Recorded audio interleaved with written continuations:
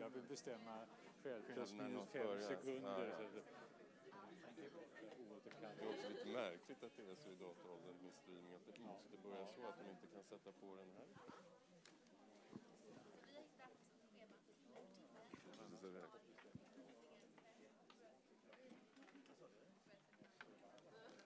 Ja.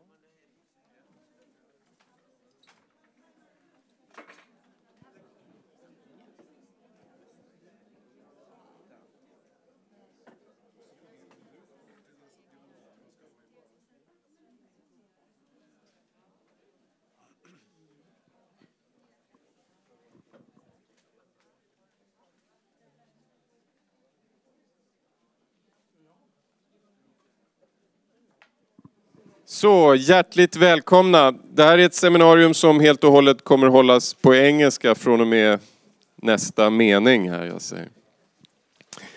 Very welcome to Uppsala University, Campus Gotland, and the seminar What can Sweden do to prevent armed conflicts in the world? Today we celebrate the incorporation of the University College of Gotland into Uppsala University.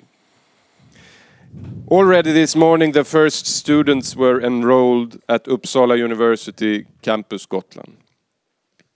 Campus Gotland adds a distinctive profile to Uppsala University. And we want to develop the rich and unique milieu that this place offers, and at the same time contribute to the sustainable and competitive development of this region. The small-scale and multidisciplinary environment here creates great opportunities for the university. Peace and conflict studies is one of the Uppsala University's strongest areas of research and teaching. It is a field of great relevance when it comes to addressing the all too many conflicts that we see around the world today. Uppsala University has an outstanding database where information is collected in order to get an overview of and statistics on the conflict situation in the world, the Uppsala Conflict Data Program. The database is useful not only for academic researchers around the world, but also for the United Nations, among others. And now I will hand over the floor and the microphone to Wickbom. Thank you very much. I have microphone here.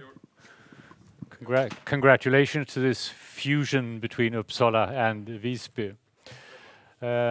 After the protracted Balkan Wars, public opinion and the international community said this must never happen again. And some even added this will not happen again because this conflict was so special and so unique. After the butchery in Rwanda, we heard it once more. This must never happen again. And it has happened again. The number of deaths in Syria has, according to some reports, targeted 100,000 people, and several million people will be displaced as refugees, perhaps for life. So we are here today to try to understand these conflicts that should never happen again, to understand that character, and also put the question, can Sweden do anything to prevent these conflicts, to ease the burden of these civilians, and maybe help afterwards after a peace treatment. We're happy to see Mr. Yves Daccord with us, Director General of the International Committee of the Red Cross. Welcome to Almedalen and to this panel. We have Anna-Lena Sörenson, Member of Parliament, as well as Allan Widman, Katarina Engberg, researcher and analyst, not representing the Ministry of Defense today. It's important to stress that. And Wallensteen, Professor of Peace and Conflict Research at Uppsala and Visby University. You'll have to get used to this. We start by getting a few glimpses of the annual report of the UCDP, and then we start the panel discussion. And when the panel has settled, we will invite the audience to come with remarks, comments, and questions. Peter, varsågod. Thank you very much. It's a great pleasure to be here on this historical date when Uppsala is expanding to Visby, or if it is the other way, I'm not sure. History will tell. And at the same time, this is the day when we release the annual report that we do on armed conflicts in the world, and that includes not only armed conflicts but also peace and peace agreements. And there is a press release available over there, if you don't have it already, in Swedish and in English, which give you a summary of what this report contains. So I will just give you some of the sort of a headline style, what are the things that are in this report. And the heading we have is fewer armed conflicts in 2012, but more fatalities. So the number of conflicts have reduced a bit, down to 32, which of course is to 32 too many, but it is still less than the years before, and it's definitely less than we saw in the early 90s when we talked about 50 armed conflicts going on at the same time. At the same time, we observed then the number of fatalities, that is the number of people that are killed in battles, and that has been increasing in the past year. And it is largely due to one situation, the one that Wickbom already mentioned, the Syrian situation, which is starting to take a historical proportion in the destruction of a fairly small country in terms of area. And the number of refugees is again on a record level that we haven't seen in the past 20 years, and largely then coming from Syria. So Syria is a major calamity from the point of view of armed conflict. As I mentioned, we also look at peace and peace agreements. And we find that there are more peace agreements in the past year than there has been in a long time. And that's a good sign, although many of these agreements have a tendency of being fairly short-lived, very easily challenged, and not necessarily secure. And this brings us then to a observation that why is there this lack of will to negotiate endings to conflicts and find peaceful settlements? And I think in that regard, the relationship between the major powers is a central factor. And we observe that the relationship, particularly between the United States and Russia, is at a fairly low level in cordiality compared to what we have seen before.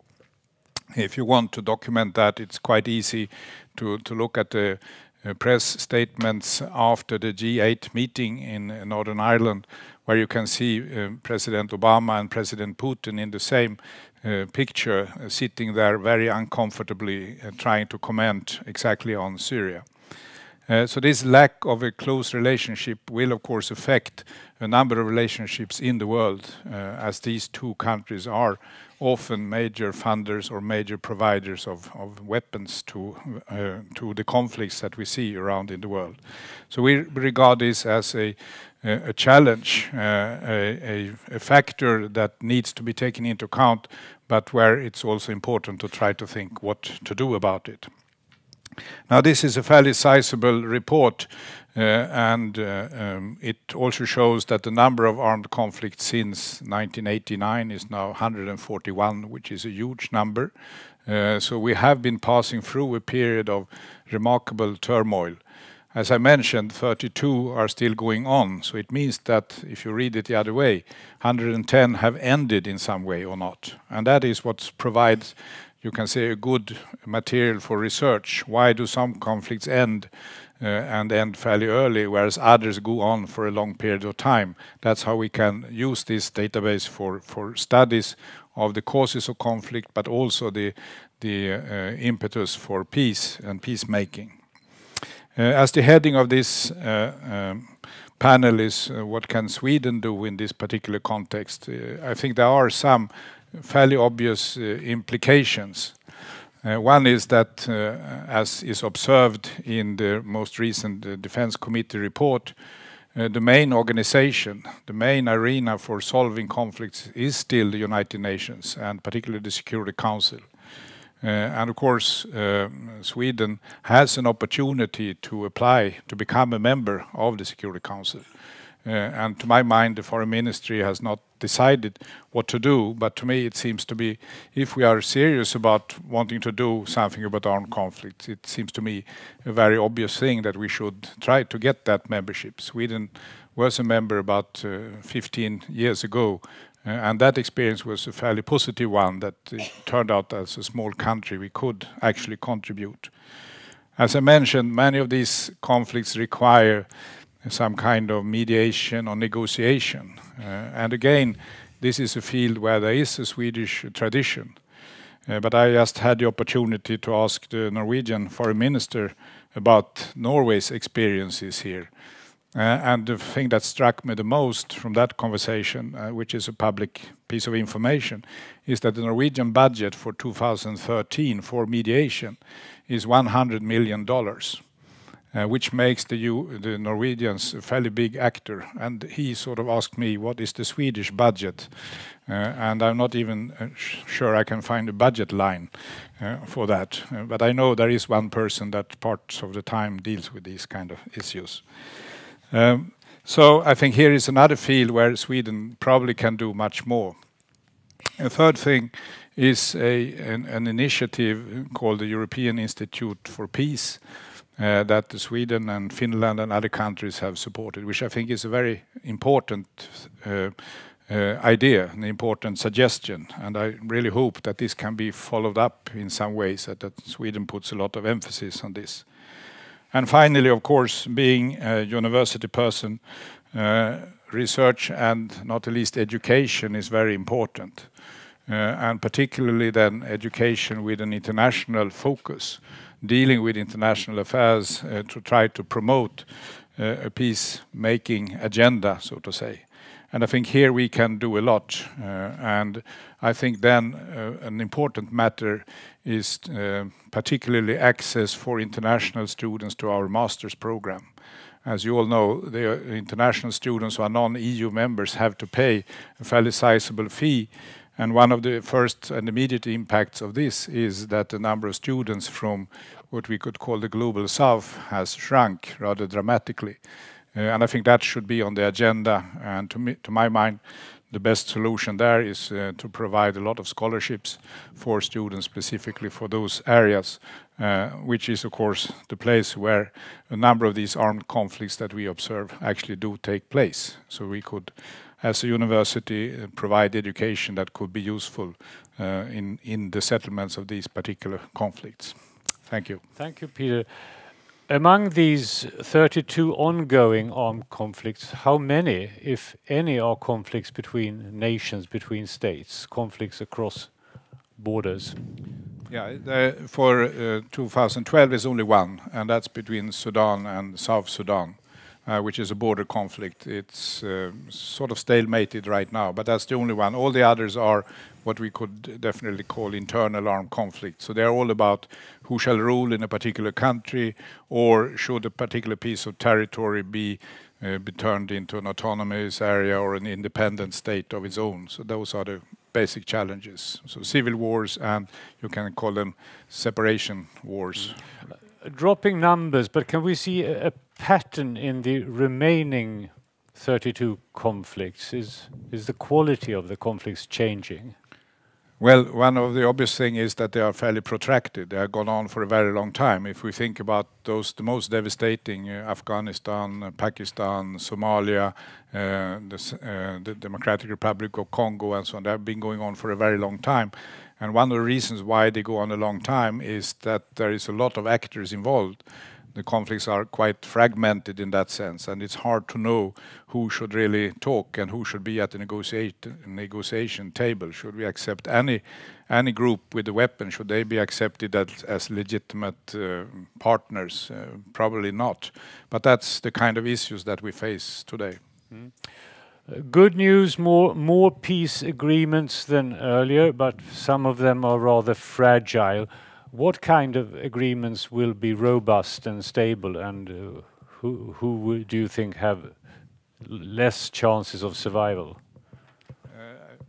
Probably the most robust are those which will have an international presence in the form of peacekeeping operations or other forms of international participation, because that helps to provide some kind of security for the different actors. They know that the others can't just suddenly, restart the conflict and they will lose out. So international peacekeeping is an important part, and that's also mentioned in the defense report that Sweden would like to do more peacekeeping, particularly with the UN. I think that's an important field to consider for Sweden as well. We are seeing the end of a world order, sometimes called Pax Americana. Has that been of any influence to the numbers and the changes in your report? Yeah, it probably has, but it's hard to predict exactly. When the US was very dominant in the 1990s and you had a government in the US that favored negotiations, there was a lot of peace agreements. The past 10, 12 years, this has not really been the central thing for the American governments. At the same time, definitely American power is reduced. China is becoming stronger economically, as we all know. Russia is becoming a bit more assertive in some areas, particularly in the Caucasus, Central Asia, than before, which may complicate these situations. So yes, these changes in power relationships are hard to predict exactly what impact they will have, but they are important to follow, no doubt. What did Sweden achieve when it was member of the Security Council these 15 years ago? And is it more difficult to exert influence as we are members of the European Union and in some ways tied to the common foreign policy? That's a very good dissertation topic, I would say. But I'll give you 3 minutes.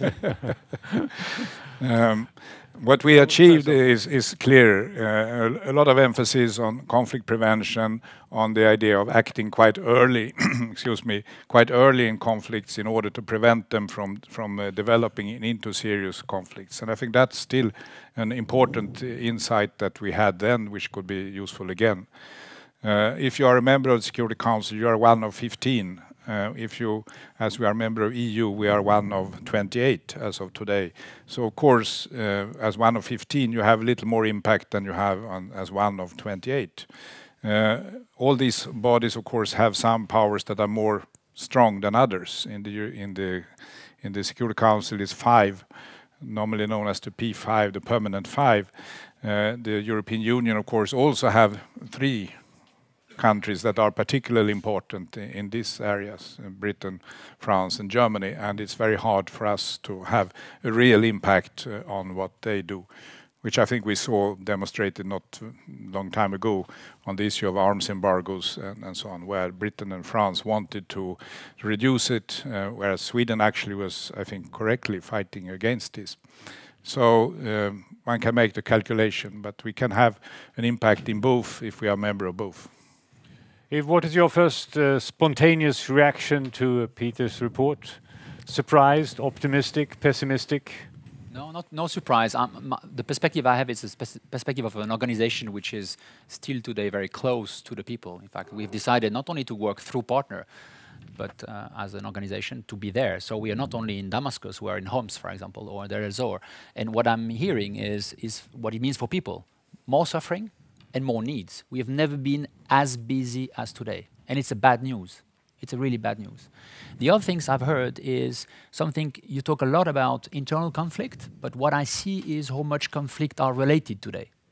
And this is what is very difficult. Libya intervention, one of the consequences is Mali conflict, clearly. Weapons came from Libya in Mali, changed the dynamic. Look at what's happening in Mali, it has a major impact on Mauritania, Niger, and Nigeria, and Somalia, right?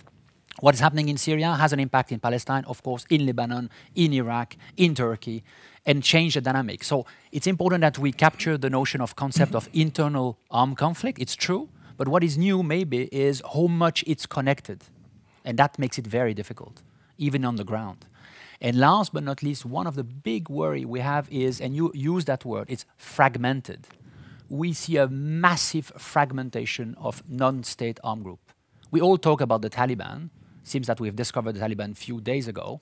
The Taliban are there for a long time. If you would discuss what the Talibans are today, they're very different structure and people that they were 10 years ago.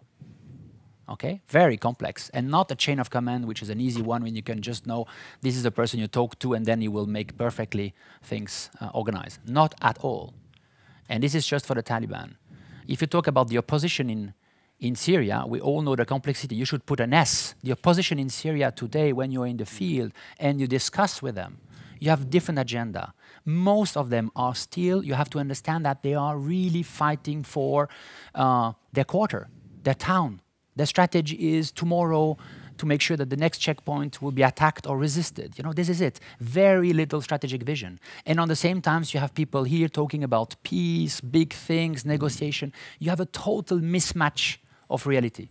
And the fragmentation is a big issue for people also, for politicians, for party, for government, but also for us as an organization.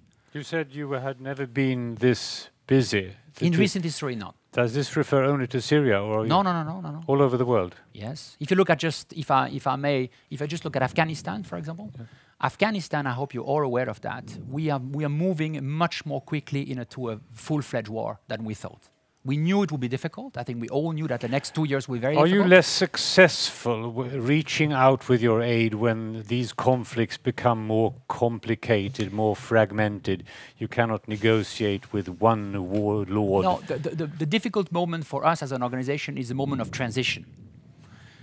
So it's not a question of successful or not. I think it's easy when you have a situation where, even a tough situation, but when things are okay. Let's say Afghanistan, until 3 months ago, the situation was difficult, but was okay for us because we could access easily to everybody. We were able to talk to the US forces, special forces, as well as the government of Afghanistan, Pakistan, but also the Taliban. Right now, what's happening now is over the last few months, if you look at the level of attack every day, what is just a shift of power and then makes it much more difficult right now. Syria is very, very difficult right now, so because you have a different situation. But I must say on Syria, surprisingly enough, the relationship with the government are much more now, I would say, not easy, but stable, because the government has an upper hand right now in the war. And you can see that, and it has an immediate impact on the way we operate. Come back to Syria. Anna-Lena, surprised, optimistic, pessimistic when you listen to Peter? A bit pessimistic and a bit disappointed with Sweden's contribution, but because I think, and my party think, that we could contribute very much more than we do. We could contribute to strengthen the United Nations and to reform it, because it needs to be reformed. I'd like to come back to that when we have understood the changing character of conflict. So what are your thoughts about what is going on in the world before we let Sweden move in and solve all the problems? Yes. May I suggest this order? Of course, it's positive to hear that the conflicts are fewer, but we also heard that they are causing very much death and suffering for people, and also they are very long-term, and that the peace work is very fragile, and that's of course very negative. Allan? Well, I think this report underlines that it is a long-term trend that the number of armed conflicts in the world is decreasing. Nevertheless, Syria is a matter of great concern, and when it comes to fatalities, that changes the statistics that have been good, or at least improving for a long time. And I don't know whether I should go into Syria, but it's a very complex situation. But could it be that all the world's conflicts take place in one spot at a time? I mean, everyone is moving into Syria to move all the kinds of religious, ethnic, political conflicts and have one common battleground instead of the 50 that we had before. I think that was a very important observation that Daccord did. I also see the conflicts being more connected to each other. Obviously, they are not only political, they're also religious, they're also about poverty and other things that comes into the conflicts and give them a potential of spreading in a way that it did not in 10, 15 years ago. Is Swedish security more threatened by this? Because we sometimes say Sweden's security is not only in our close neighborhood, but everywhere in the world. Yeah, obviously, the globalization has made these conflicts get closer to Sweden. I think it was Jaap de Hoopscheffer who said a decade ago that if we don't go to Afghanistan, Afghanistan will come to us. And I think that is true not only when it comes to Afghanistan, but obviously Syria and the Middle East. Yeah, we'll come back to what Sweden should do about this. Yeah. Katarina, and I have a good question for you at the end. Okay. Well, there is, I think, a number of things going on simultaneously in the Middle East. What we see, and we could include the Balkans in that pattern as well. We have the breakdown of the border arrangements made after the collapse of the Ottoman Empire. So, and that is, of course, a discomforting sort of feature, because then we will see the Balkan Wars repeated, as we have seen in a way in Iraq, and we'll now see in parts of the Middle East, in particular in Syria. So addressing sort of the ethnic, the political needs and demands in that region will be extremely difficult. But I think, to put it bluntly, that is what's happening. And you have to be realistic in order to try to think about possible ways of addressing this, because traditional negotiations will fall short, I think, in addressing such complex situations. Then they mix up in that part of the world with the breakdown of old tribal societies, failed states. And what we are seeing is we have wars. We have a few remaining large tribal societies, or had. They are all disappearing very quickly, and they go down in violence, most of them. And that Afghanistan is one, with the Pashtuns. We have the Kurds, which may be on the uptake, to the contrary, may emerge as a consequence of the breakdown of the borders drawn after the end of the Ottoman Empire. But it has to do, we have the mixture of the breakdown of tribal societies, failed states, and then redrawing of the old borders made after the end of the Ottoman Empire. So we'll then come to the question, how do we solve this? Are we witnessing the clash of civilizations that Samuel Huntington predicted? No.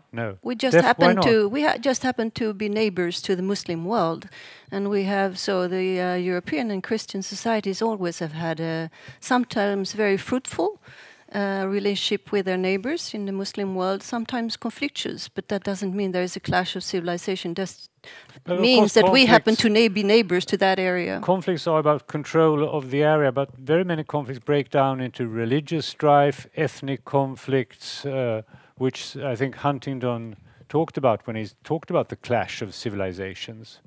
It's not countries anymore, it's other kind of groupings. I mean, old ways of organizing society along tribal and clan lines are breaking down. And often it is my opinion, after having observed and followed the Afghan conflict for many years, I came to the conclusion from studying Afghanistan. I was active in the Swedish Afghanistan committee and visited the country, particularly during the Soviet war. I came to the conclusion that religion was a marker of social, economic, other issues. It's a marker rather than a thing. Then it is also a thing in and of itself.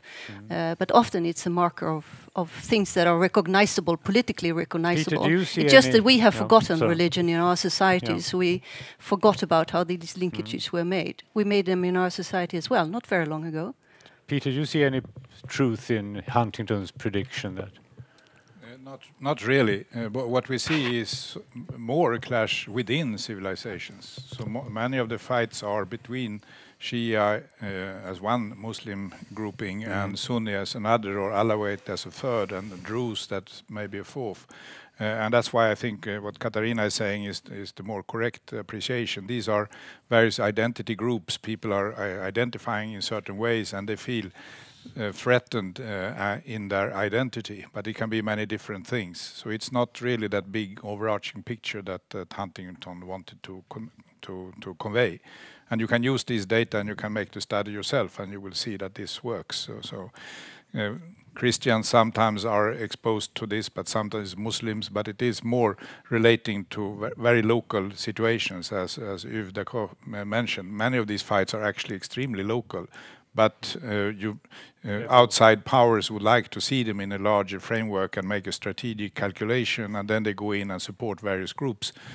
So it's there are two different things, what is really happening on the ground and these kind of strategic perspectives. Yeah. Katarina talked about the collapse of the Ottoman Empire, but is another world order breaking down, the post-Second World War order, United Nations, with France and Great Britain still as superpowers in the Security Council?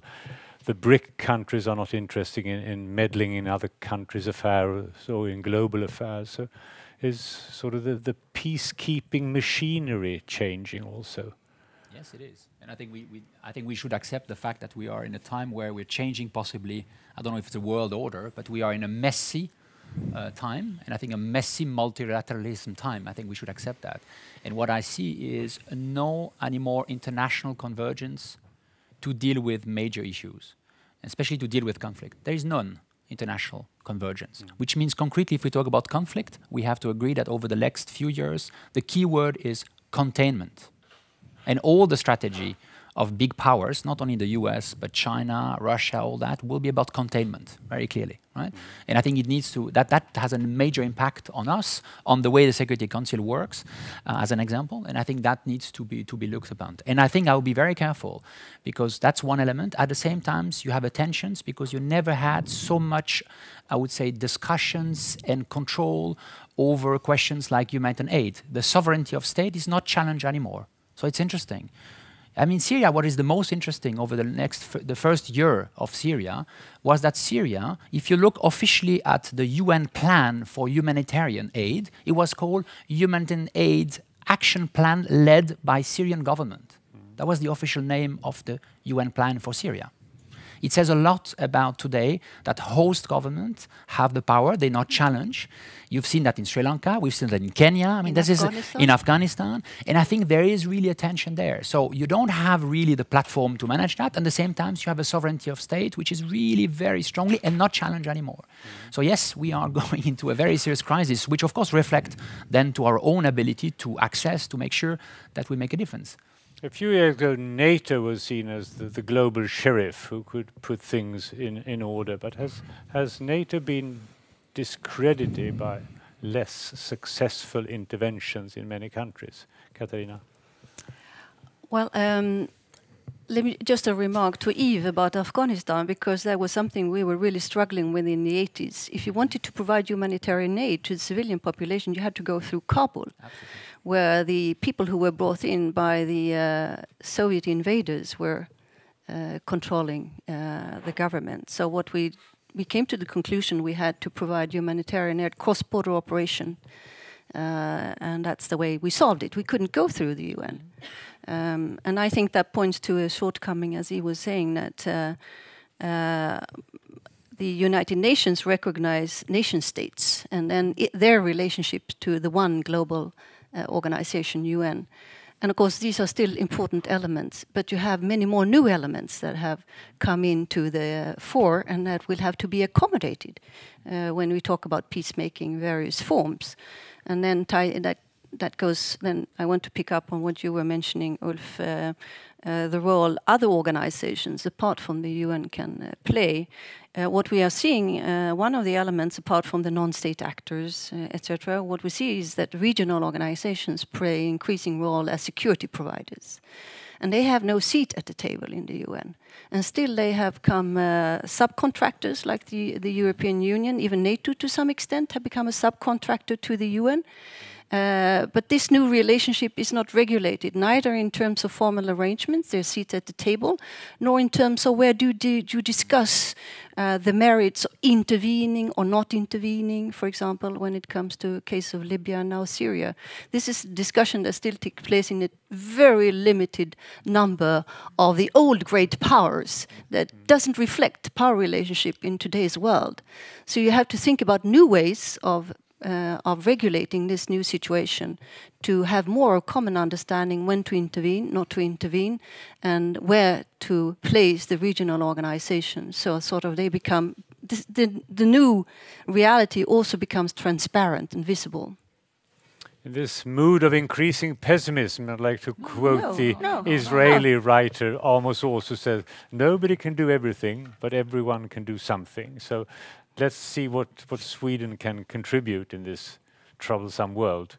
Anna-Lena, now, sorry for putting you on hold, but you can... Yes, and I think Sweden can do a lot, as I said before, to contribute to strengthen the United Nations and put that question that Katarina mentioned into the United Nations, to work in a direction that the United Nations should recognize other organizations than just nations and put them at the table and find structures to discuss with them. That's a mission Sweden could do.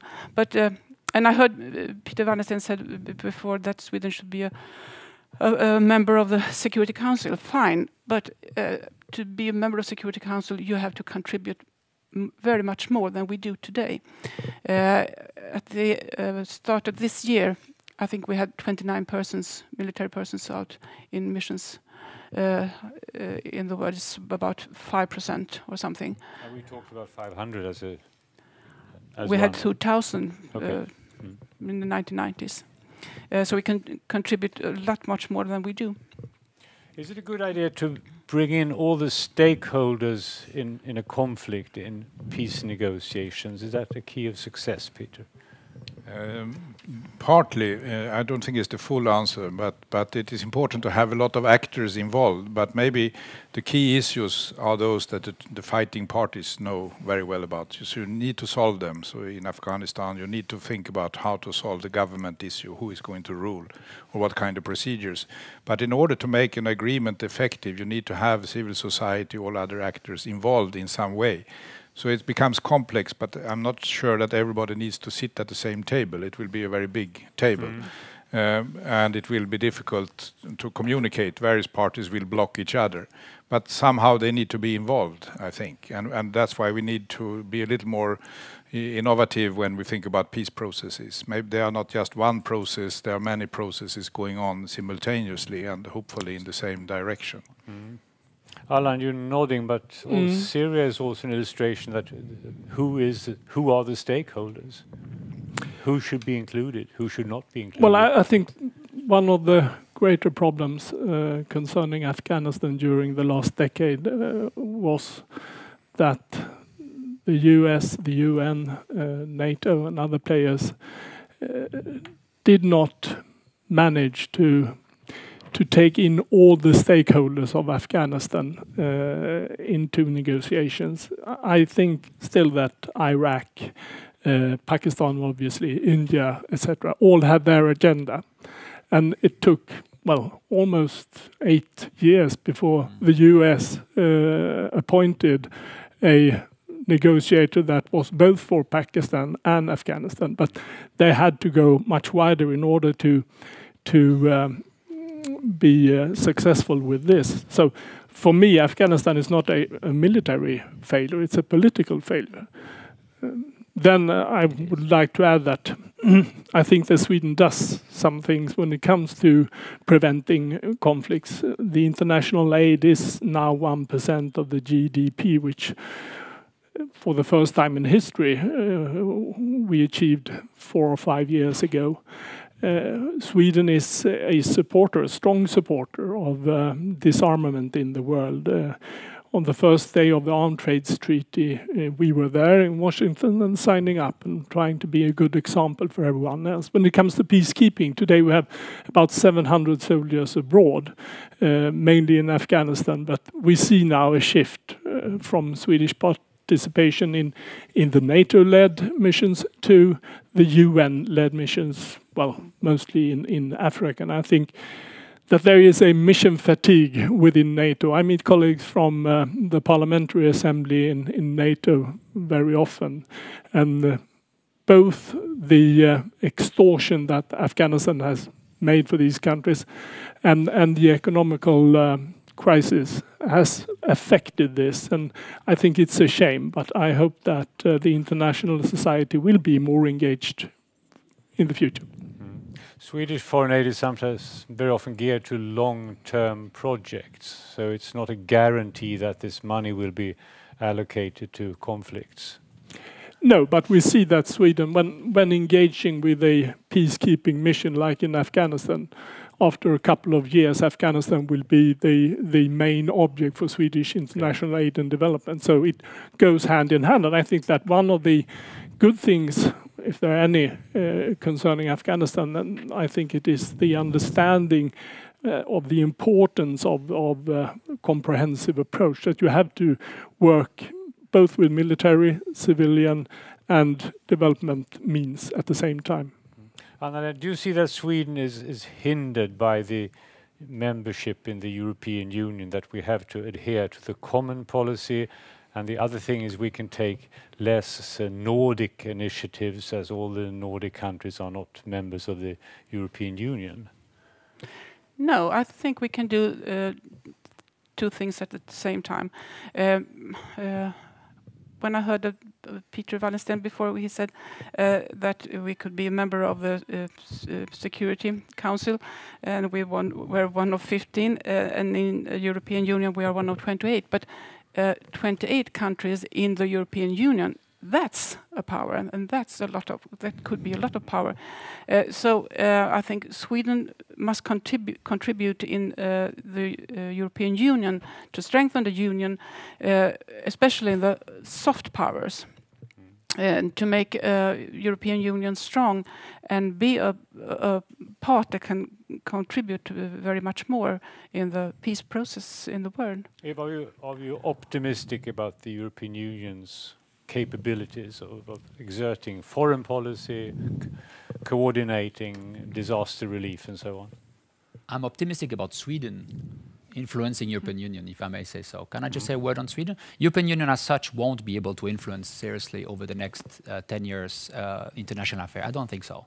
I think European Union will be very much geared towards just finding their own, let's say, food in terms of managing economic crisis, for example.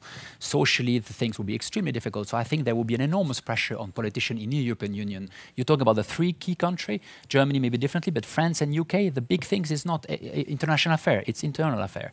So the pressure will be there. Where you, Sweden, can I just, in terms of Sweden, I'm absolutely not a specialist in Swedish affair. But if I can say from the outside, no, on the contrary. I think you are a country in a position to really play a key role in influencing European Union. My advice, don't be too bogged down in making sure that there is consensus. You know, that's the point. I mean, other countries in European Union, they don't care about the. They don't care. I mean, look at the France. I mean, they don't care about consensus. They go for it. I am of the opinion that Sweden should choose, and you are in a position to choose your 2 or 3 key elements, and you provide a very different way to look. And your difference is about the reality. Bring the real reality at the table. I'll give you one example. If we are serious about peacekeeping. If we're serious about engagement, you need to engage the key stakeholders. European Union have allowed, over the last 10 years, not to speak, for example, with Hamas, because they consider Hamas terrorist. I mean, this is crazy. Sorry, this is a personal opinion, but this is crazy. You can think whatever you want about Hamas, and rightly so. You can say they are a terrorist group. But if you think that you cannot engage Hamas and provide any solution, this is crazy. This is where Sweden can come with a perspective within even closed doors, says, okay, if we are serious about that, this is the reality, we need to be able to engage. It will be difficult, painful, it's not about maybe, but we need to be able to do that.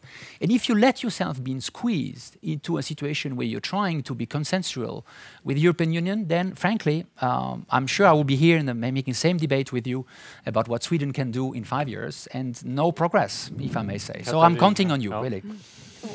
Well, I think it is. We don't have to be so orthodox, I would agree. I mean, you create politics and policies in the European Union, and take the example of the relationship to the attitude towards Hamas. That is the public, that's the official position of the European Union, but still there's a lot of back channeling with Hamas. So I mean, let's be realistic about how policies and politics are being made. And as we saw when the European Union lifted the arms embargo, our foreign minister said it was a bad decision. So it's not going to affect Sweden because we don't have any, we shouldn't have any export to that part of the world. But you can make politics and have a high national profile within the European Union. Let's be a little less inhibited. Yes, because during Olof Palme's time, and we regard ourselves as one of the moral authorities in the world. Now then I think there was a backlash to this after his death, and we returned to more passive, more low-key foreign policy. Is it time to revive this role again? Yes. But first, there's no actor that is more moralizing and moralist in their attitudes towards the world than the European Union. So I think there's a case for the European to become a little less missionary too. We are now being cut down in size, and in a way, I think that's a good thing. Because you have you regain your feet on the ground through such processes as well. And I just want to say, it's true that we are now very much geared toward the internal problems. That goes for Sweden as well. But the world will not let us alone. I mean, the Middle East is burning around us. It's our neighborhood. So we will be drawn in. We will not be able to avoid having an external role. It's our immediate neighborhood. So it's not an either or. But is it a good thing to engage Hamas in the problem with peace is that you have to do it with rather shady types. And so you need to connect to them in some ways. And what the Norwegians did was to, as not being member of the European Union, that was an advantage because they did not have to abide to this terrorist list that the European Union had. And that in turn created strangely enough, some kind of confidence in other groups, like the Taliban's, to come to the Norwegians and say, okay, we can talk to you, or the FARC in Colombia can come to you, because you are not part of the European Union thing. So I think peace has to be made with these kind of groups, and so you need to have a space somewhere, as Katarina says. Sweden needs to create a space in the European Union where we are allowed to do these kind of things and don't have to stick to this consensus. Are any official initiatives taken to achieve this? I observe our foreign minister something. He's a great traveller, but I don't sort of read his mind very well. Too little, I think. Too little? Read his blog. Allan? No, I don't see any initiatives when it comes to this. But on the other hand, there's a lot of back-channeling both in Afghanistan and in the Middle East. So I agree. If you want to make real progress, then you have to talk to all the key stakeholders. Silent diplomacy has never been this silent. Is that no, perhaps not. Shall we?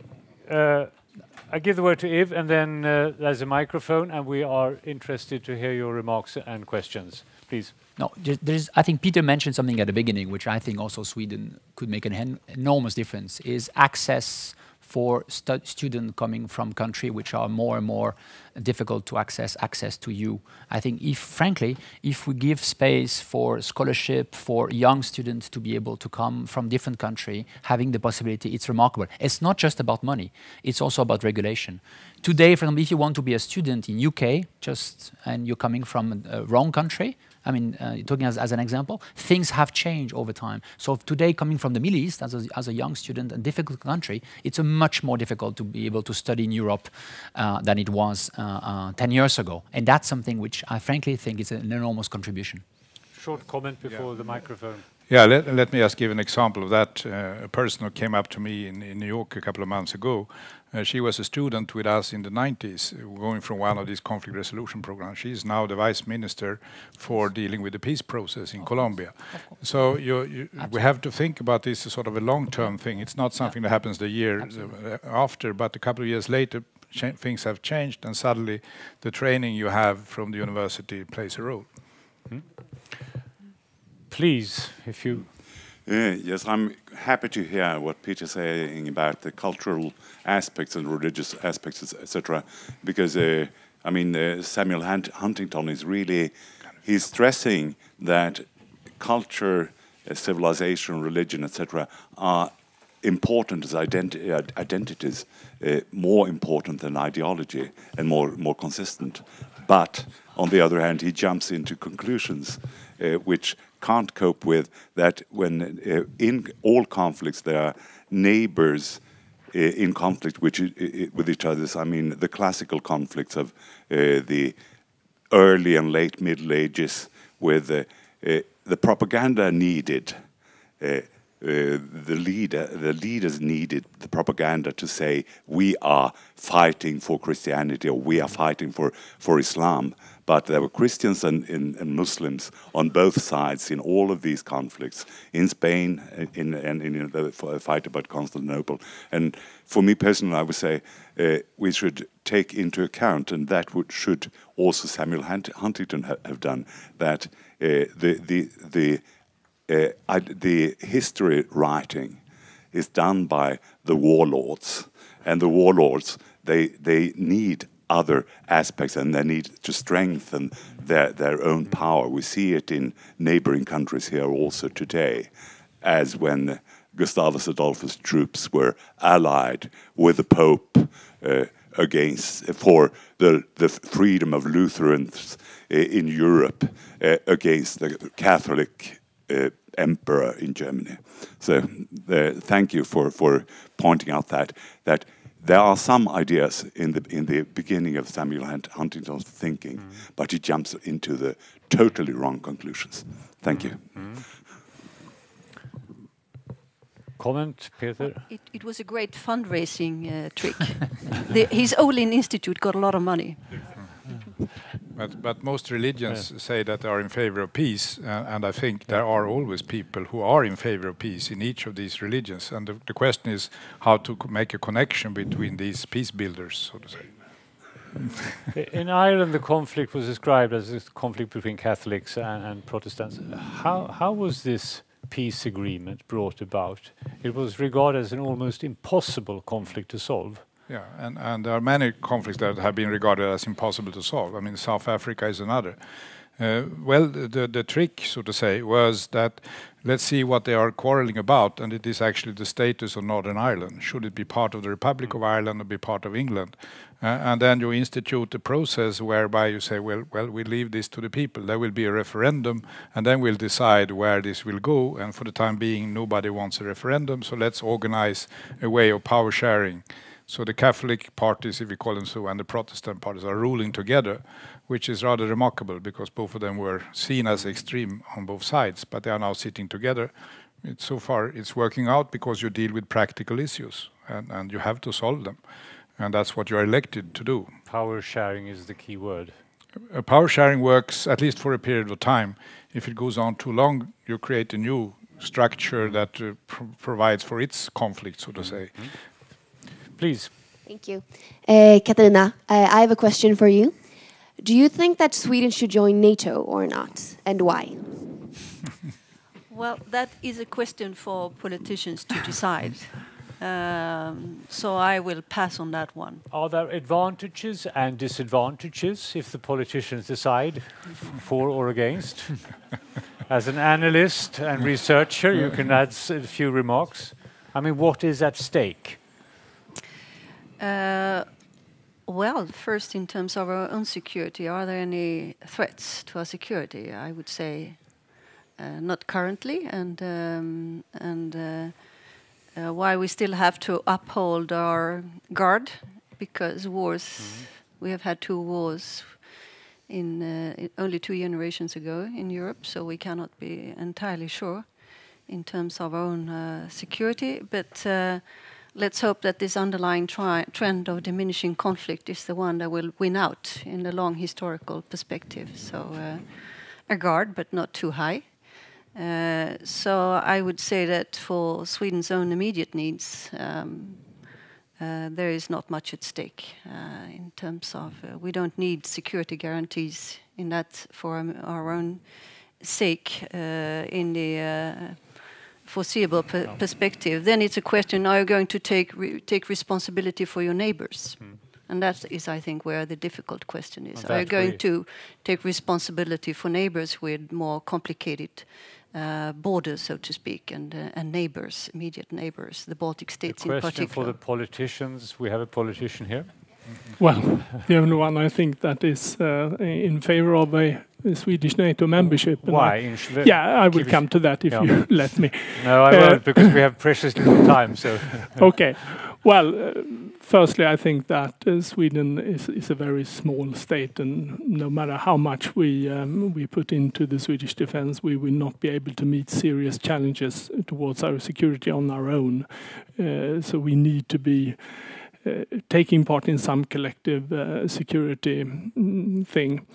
Secondly, I think that for a very long time Sweden has taken part in NATO missions all over the world, and we suffer from the fact not being members, that we don't have any influence in Afghanistan, we don't have any influence directly on the Balkans.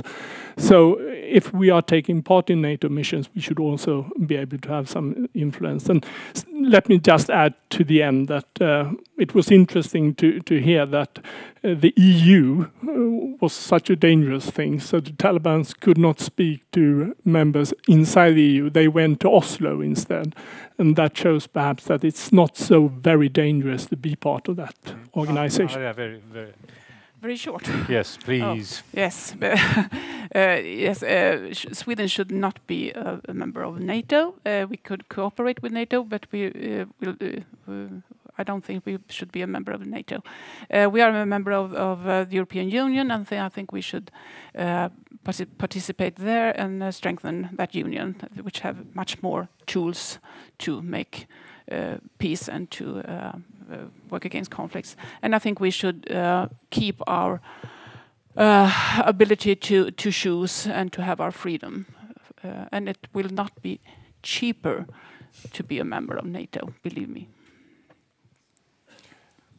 Allan, should we reassess the impact of our armed forces and say there's no military threat to Sweden, we should put more resources into peacekeeping, conflict preventing measures? I don't think there's a contradiction between national missions and international missions. I think that without Sweden being on the Balkans in Afghanistan over the past 20 years, if we hadn't been there, I think the state of the Swedish armed forces would have been even worse than it is today, actually. But and then let me just say... less emphasis on military strength and say we're more on soft power. Yeah, as I said earlier, I think that one of the good things or the novelties with our presence in Afghanistan has been this idea of comprehensive approach, and I think that we will take with us on international missions in the future. But when it comes to the security threats around Sweden and Northern Europe, I see a beginning uncertainty, and I think that Sweden needs to be very observant of what's now happening in terms of a negative democratic development in Russia. We're going to end by taking a sneak preview into the 2014 report from Peter. Yes. So what will we be reading in that report next year? Syria will sadly remain the centerpiece of the report. That seems very clear for me. Then maybe what we'll see is the focus on Syria won't be the only focus. Still very important, very centerpiece, but then we would see, I can predict, and sadly, two other regions. Afghanistan, Pakistan will continue to be very high. I think we will see some impact of Afghanistan, not only in Pakistan, but possibly in Kashmir. So the region, not a surprise, will begin very high on the agenda. And I think the other element would be clearly to look from almost, if you look at the map on the other side, from if you're Mauritania, Mali until Somalia almost. And if you look at this area, you will look at the only country stable is Chad, who says a lot about what might happen. And last but not least, maybe a snap spot on what happens in Europe also in terms of social questions and unrest. Not conflict, but unrest and what it means.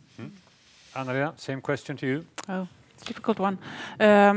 I hope that we will see a much more of a contribution from the United Nations and from the international society. And Sweden pushing for a chair in the Security Council. And contribute more in the missions, I hope. Allan? Well, obviously I hope for the same thing, but I'm not certain that China and Russia will be able to take their responsibility within the Security Council. And I think that is I mean, many people talk about that the US, the influence of US is decreasing when it comes to political influence, etc. That's right. But I think that the most important thing with strengthen China, strengthen Russia, is that the values change in the international debate.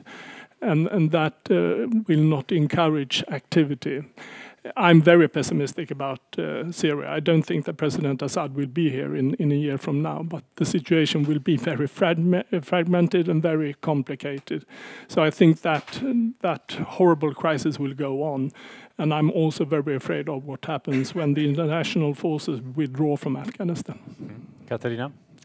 Well, as was pointed out, the whole Sahel area is a conflict-ridden area, and I wouldn't say that Chad is particularly stable either. And adding climate change to the picture, of course, makes for even more worries. And I would agree, Afghanistan, Pakistan. With regard to the Middle East, let's hope we can read in the report of 2014 that progress was made on Iran's nuclear program. Because that could spell a positive change also for negotiations on Syria. I agree. That would untie a lot of knots in other conflicts. That would set the table for negotiations on a series of conflicts. That would bring in all these players that are now causing problem outside the negotiating framework to play a constructive role. So that's what I would like to hope to see. And I would hope not to see any data on the outbreak of interstate wars in the Far East. Well, thank you. I'll be happy to be back reporting here on this next year as part of this cooperation, now that this is campus within Uppsala University. I would look for some positive developments. Somalia, things are happening in a rather remarkable speed. We'll see what could come out of that. Kenya, maybe it's stabilizing, who knows. It's interesting to follow that kind of a development as well. The Iranian development that Katarina mentioned, I think it could be very significant. And I'm sure that by early 2014 there will be a peace conference on Syria. And Assad will step down, but we'll wait for the next year's report to talk about it. We all hope that you will be here in a year's time to see if you were wrong or you were right also. Thank you for being with us. This is the end of the seminar. Thank you.